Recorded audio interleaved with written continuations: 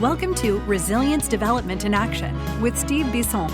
This is the podcast dedicated to first responder mental health, helping police, fire, EMS, dispatchers, and paramedics create better growth environments for themselves and their teams. Let's get started.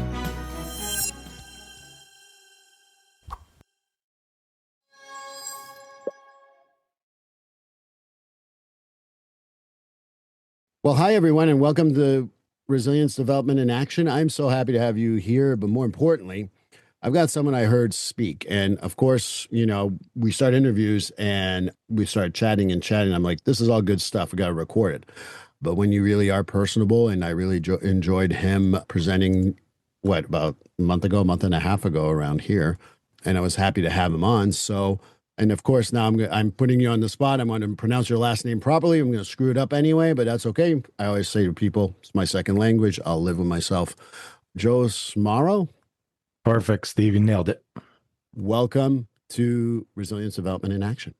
Thank you, brother. Super stoked to be here, and I appreciate you sharing your audience with me. So yeah, I can't wait to dive in and see what we're going to talk about.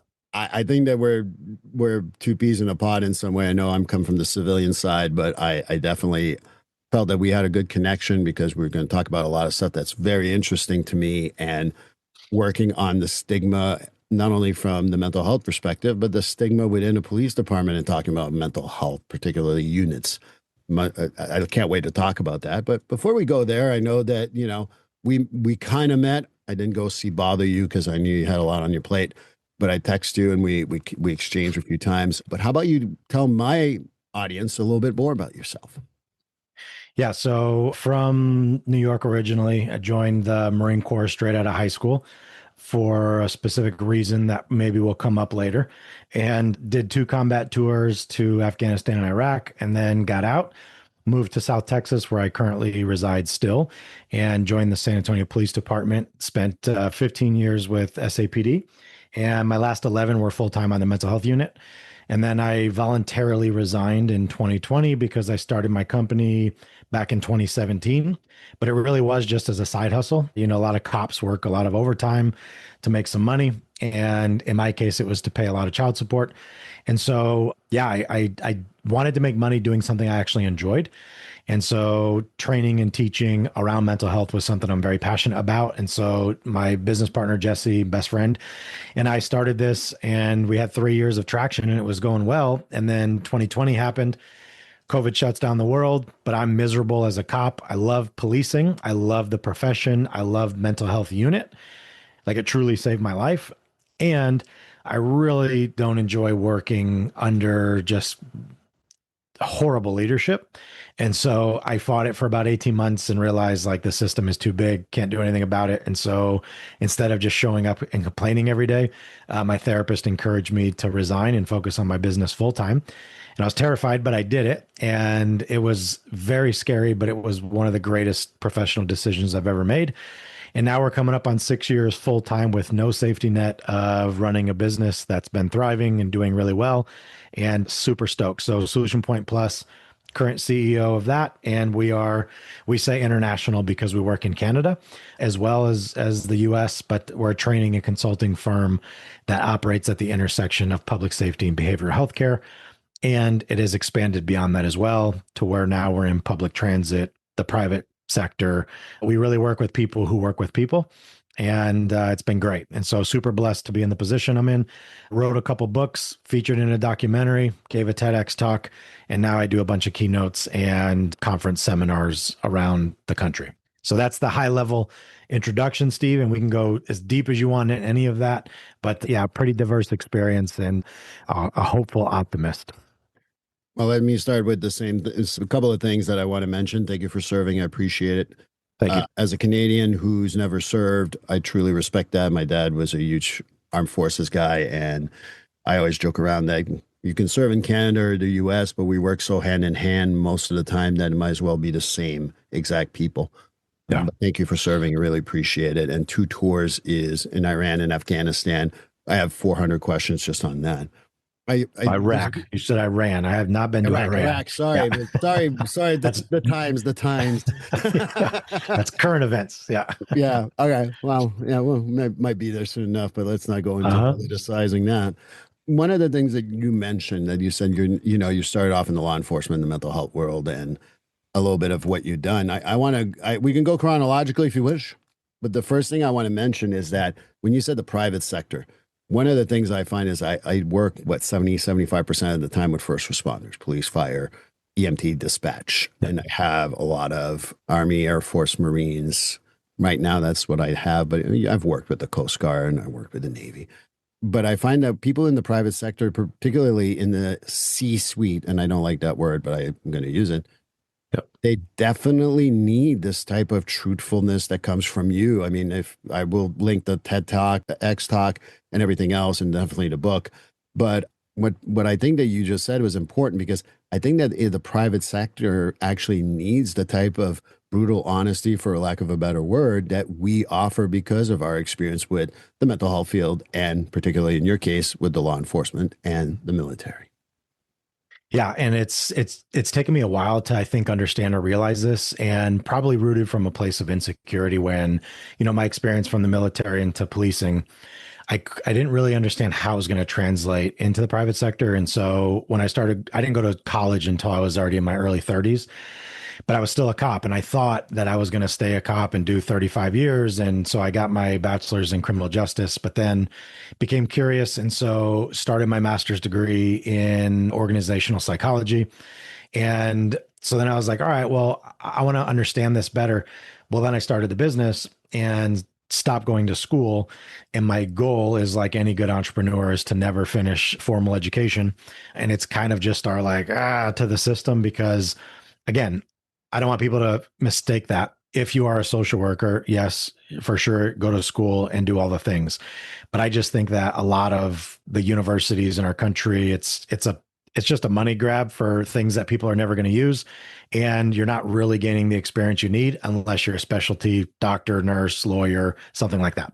So I realized for me, it was how can I get real world experience? And learning from the fact of how do the lessons that I learned in policing, specifically on a mental health unit, going to people's homes, going into the street, going into the community, and really having to learn how to effectively navigate this, crisis that's a pretty chaotic, complex situation, and doing that over and over and over and getting really good at it, to then saying okay, well, there are a lot of people running these businesses and these companies that feel stress and that are making difficult decisions, usually to deal with margins, numbers, people, staff, processes, policies, things like that. And for them, not to minimize it, but it feels very stressful. But then you take somebody that has a lot of real world experience of life and death levels of stress, and you recognize that there's a lot of patterns in behavior, and there's a way to kind of calm that very chaotic situation. And so the skills developed really do transfer and translate really well into the corporate side. And so honestly, that's why I wrote the second book. So my first book is titled Unarmed, and it's de-escalation techniques to cultivate courage, compassion, and connection. So with that book, it was more for the public safety side, although non-first responders have read it and gotten a lot out of it because it's a lot about communication and negotiation tactics. The second book, which is right here, boom, 12 Laws of Maximizing the Human Experience. This was more of the leadership series, and it's slow and low is the tagline. And then someone once referred to me as a mental maverick, and I was like, that's kind of sexy. And so I just took that title and I called this the Mental Mavericks Playbook. And it really is just leadership techniques cultivated from real world experience in the streets of San Antonio and doing this job for over a decade. Thousands and over 8,000 contacts of people in various levels of crises, and effectively navigating and de-escalating those without using force.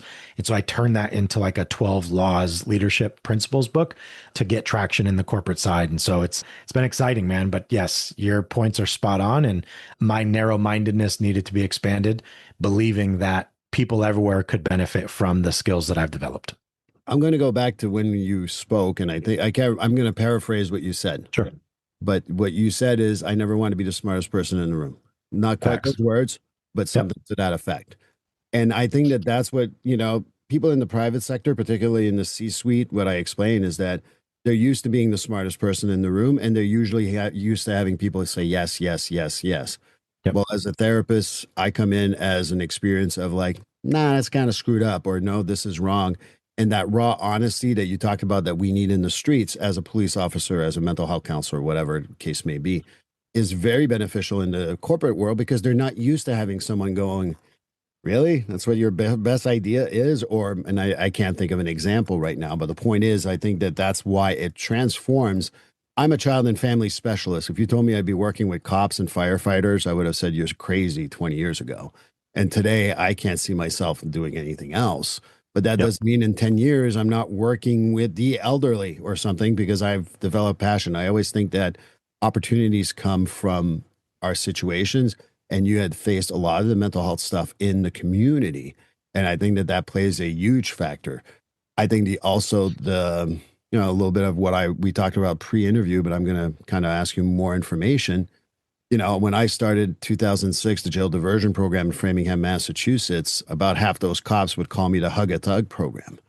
Yep. And I know you did kind of the same thing down in San Antonio. I'm comparing apples to different types of apples. I think it's very similar, but I know you face similar issues. How did that come from a mental health perspective? I was on their turf, so I can kind of back off and not personalize that. It's not me. Where you're a cop and other cops saying that you're the Hug a Thug program probably has a different meaning to you.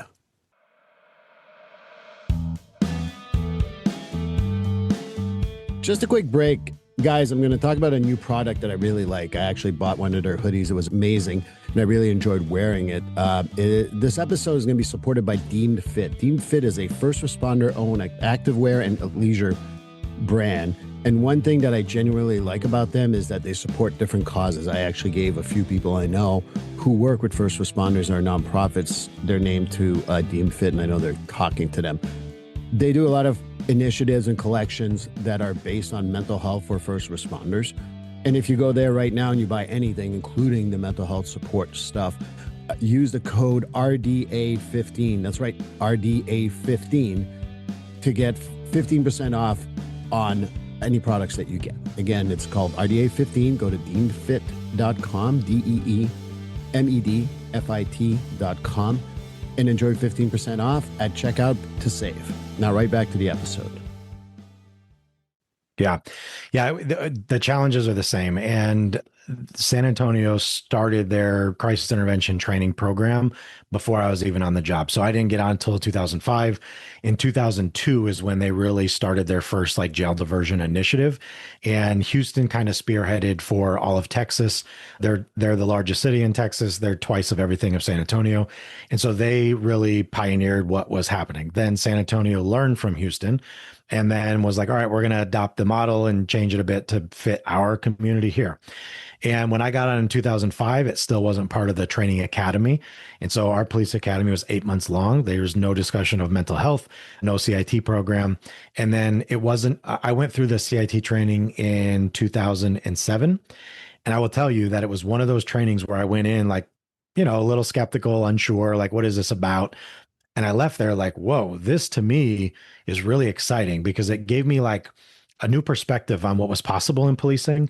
And it wasn't just about, the us versus them, the bad guys. It was no, here's a real opportunity where we can connect with people and maybe, kind of get them back on their feet or introduce them into a resource they didn't know existed before. Maybe we could, improve their continuity of care and give them a chance post-discharge instead of just a revolving door. And so CIT really opened my eyes. And then we started a pilot program in 2009, and it was a 6-month trial of let's see if this mental health unit can get stood up. NAMI was a big advocate. The two original officers, Ernie and Willie, presented it with the chief's approval, and they just did a whole bunch of proof of concept, data, relieving officers back to in duty, not using force, a bunch of touch points and contacts, working closely with the stakeholders in the community, and the proof was there. And then when it actually became a unit is when they opened it up to the department. And this is a department of 2,460 officers. And so I'm not going to say it was competitive as in 2,000 cops wanted to do it. That would be a massive embellishment. but there were definitely a handful of people that wanted it. Well, several. I mean, there's probably 50 to 100 cops that were like, I'm interested in that. I was very fortunate to get selected.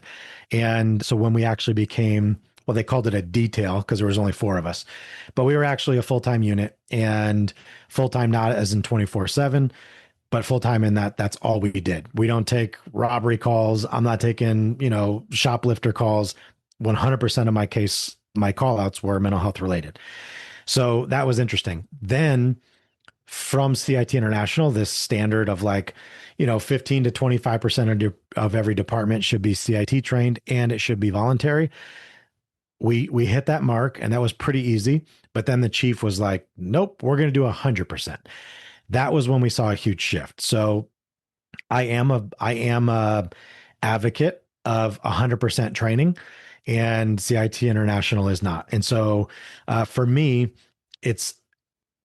I get the idea that this should be for people that want to do it, but I also push back on the fact that unless you're a cop, that when a dispatch calls your number, you can say, no, thanks. What else do you have on the menu? Which is not a reality anywhere. You have to respond to the calls you're dispatched to. And so you should not get to choose how trained you are. And if we know that there's varying degrees of research out there, but let's just go conservative and say 35% of every 911 call has like a mental health nexus to it, officers need to be trained. And all it really is a 40-hour CIT program. If it's done well, it's advanced communication techniques, helping you understand the resources that exist in your community, and then giving you a better understanding of what various mental illness and serious mental illnesses are out there and how to interact with those people. Why is that such a bad thing and so for me, I thought it was a great idea. The problem was we were cranking. And so now we're having to do like 2 40-hour schools a month for 2 years. And I heard all these officers come in, the older officers, the salty, come in just really pissed off. And they would say things on Monday morning like, Joe, I don't believe in this hug a thug crap. This is not police work. I'd rather retire than come here. And I'm like, all right, cool, man. Like, I think your name tent's right over there. Like, go find your seat. I'm glad you're here. And, they were really pissed off about it. But what was super interesting to me, and again, I don't want to, try to embellish anything. I really believe that I'll go 7 out of 10. The officers that came in most pissed off about being forced to be there, right? Because cops don't like to be mandated to do anything. 7 out of 10 times, the ones that were vocal on Monday, angry about it, on Friday would like sneak up to us and make sure no one's looking.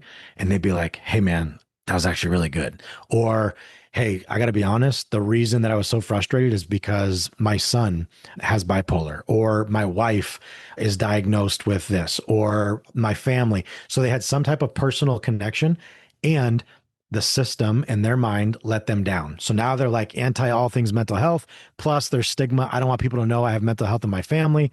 But then you get people like me and other officers up there just like, yeah, and I'm diagnosed with mental illness, and I'm in treatment. And, and so when you become an internal champion and start really sharing your own story, people start to buy into it. And so our program really was great. And we converted a lot of people that if we left it voluntary would have never came to the training in the first place. And so now that, through our company, it's the least training we offer now, because CIT is just so like, you can grab it off a tree, you can download PowerPoints offline. It's free everywhere. And so we don't get hired to do that as much anymore, which is unfortunate, but also it's just the way of the world. But when we do, I love it, because we still get those naysayers that are like, I don't want to do this. And I'm like, love it. We'll talk on Friday. And they're like, will you be my best friend? Oh my God, this is amazing. And I'm like, yeah, man, like if you could just stay open-minded, you'll be amazed at what would happen. So we went through those growing pains, and now the unit's like fully running. I mean, they've got over 40, it's 24/7, embedded clinicians. It's a full operation at this point, but yeah, it's been a great ride. You talk about open-mindedness. I think that's part of it. I'm part of a CIT training program myself. I do the mental health part, surprise, surprise. And what I find, I even ask the guys, I'm like, how many of you really are here because you had to? And sometimes people have the balls to, or the ovarian fortitude to put their hands up. But when I do that, I'm like, look, I'm not going to promise I'm going to change your life, but I'm going to give you real life examples that I've faced. And hopefully you can relate to one or two. And even if you think I'm crazy, come afterwards and tell me, hey, you know what? You were crazy. You know how many times people came in and told me I was crazy afterwards? None. Zero. No. They're like, oh man, I didn't know you guys understood that part. And I'm like, look, you're going to face a mental health call, whether you like it or not. If Yep. you think that you're not, then you should give up policing right away and, go do something else. But you're going to face mental health problems there too, no matter where you end up. So either you learn about this or you look like an idiot. And I didn't say that in front of everyone. I privately said that. And they all related to that because it was a direct statement, but it was also true. I think the open-mindedness comes not only because of lived experience, but when you call about a call XYZ, oh, shoot, that was like the call I went to, or this happened at this call. I relate to that. And then I think that that's what opened a whole lot of minds. I don't know if that's your experience. And I know I was seen as the mental health guy who's a civilian who doesn't know anything, which is fine. I'm okay with that role. But when you come from a police perspective, a veteran who served and brings that stuff, I think that's what opens a lot of people's minds, especially on the CIT stuff. Yeah. Yeah. I've been very fortunate to be able to convert a lot of people, a lot of naysayers. And it's, one of our company slogans is facts tell and story sell. Yes, our training is evidence-based. Yes, it's trauma informed. Yes, we understand all the nuance. Yes, we are familiar with the DSM-5 and diagnostics. No, we are not diagnosing anybody.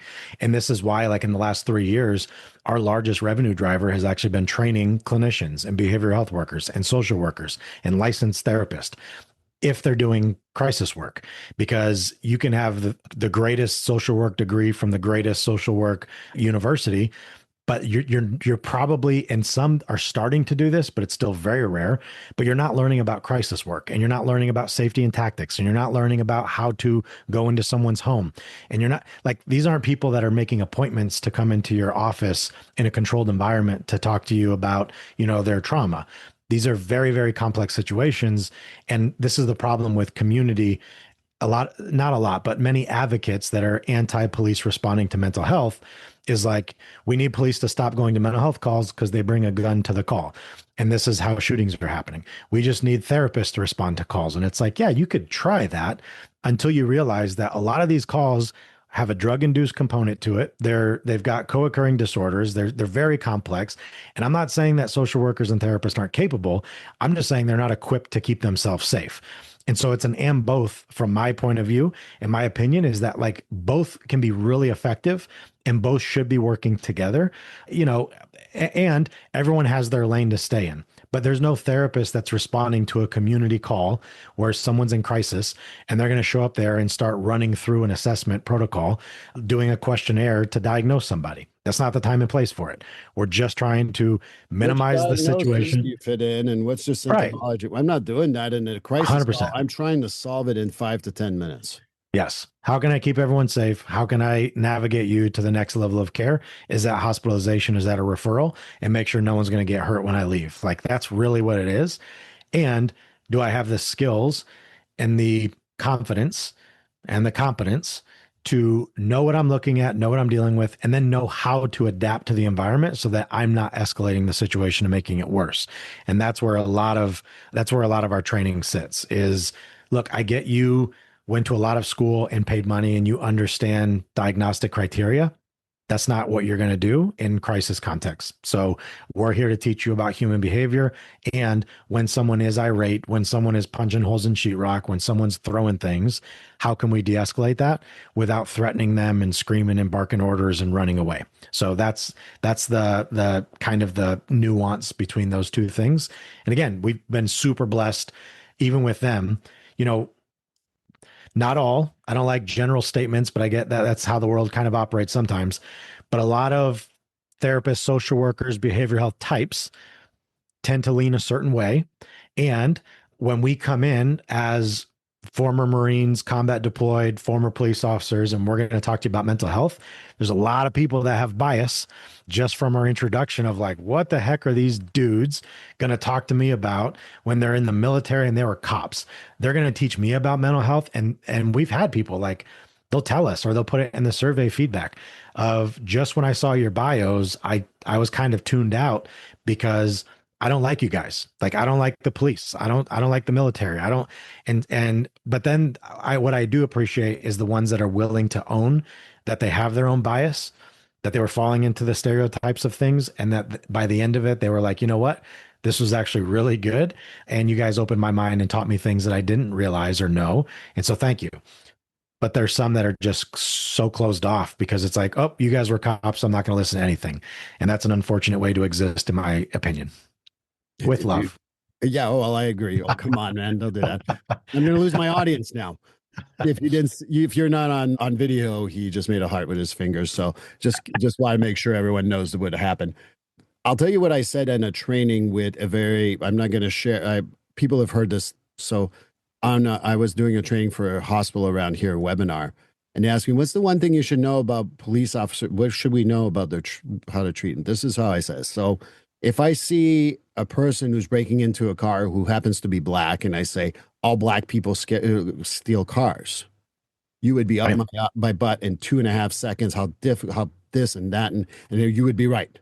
So if a cop shoots someone in a very wrong way in Minnesota, for example, why is the cop in San Antonio, Texas, or Medway, Massachusetts, suddenly a jerk? Is that fair? But that's how you treat it. So you want us to treat you as individuals and want to treat everyone like individuals? You got to do the same thing with the law enforcement people. Yeah, there's going to be jerks, but guess what? There's jerk therapists. There's jerk everything that you can think of in a job. So stop saying that you're not doing exactly what you tell us not to do. And that's usually that's kind of the important message there. But well, yeah, and cops are not immune from that either, Steve, of what you just said. And it's frustrating for me when because they'll do the same thing, right? Like I remember it was several years ago, but like it was in Denver, and there were two officers in a Starbucks getting a coffee, and one of the customers was like, "Oh my God, they're scaring me!" And the Starbucks employee asked the officers to leave because they were scaring the patrons. There were cops in Texas that are like, "I'm never going to Starbucks again," and I'm like, "Why?" Like just because one employee at that place of business in Denver did something stupid, now you're boycotting all of Starbucks. Like, do you realize how stupid this is? Like, we complain about the same thing, but yet we're going to take part in it. And it's like, to me, that's where I get really curious about human behavior and how we become the sheep, as they say, and we follow the crowd and we follow, you become what you consume. And, but this is where, again, for me, it just becomes so fascinating. People will often say like, well, it's judgment. I'm like, no, it really isn't judgment. I'm fascinated and I'm curious of why we believe the things we believe, why we do the things we do, why we consume what we consume, all of it, like every level, because it drives all of our behavior and our beliefs.